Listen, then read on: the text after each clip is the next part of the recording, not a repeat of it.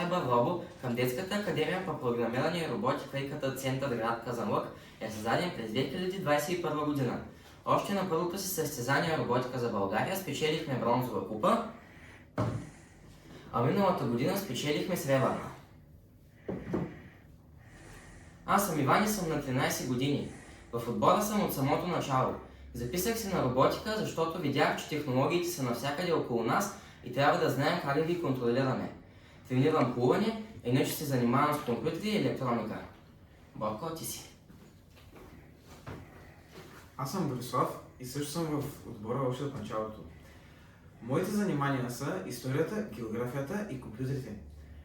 Моето хоби е риболовът и се записах на роботика, защото ми беше интересно как работят машините и как може да ги управляваме. Бошка, ела. Аз съм Божидар и също съм в отбора от самото начало. Интересувам се от риболов, компютри и програмиране. Записах се да се науча да програмирам. Мартин, ела. Аз съм Мартин и се занимавам с роботика от 3 години. За първи път съм в този отбор и съм 3D дизайнер. Христо, ела. Аз съм Христо, занимавам се с роботика от 3 години, обичам да се разхождам навънка и да ходя на фитнес. Алекс, ела. Аз съм Алекс и съм за първа година в екипа на Cyber Robo. Ако на представянето нямаме...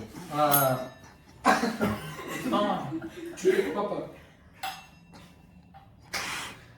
Отваряме трахеите, отваряме тръбопроводите и започваме. Здравейте, аз съм Божидар и пътувам всяка седмица от Казанлък до Стара Загора. Бошко, заповядай. Аз съм Божидар и всяка седмица пътувам от Стара Загора до Казанлък. В отбора съм от самото начало и забравях. Добре, ще го изрежем.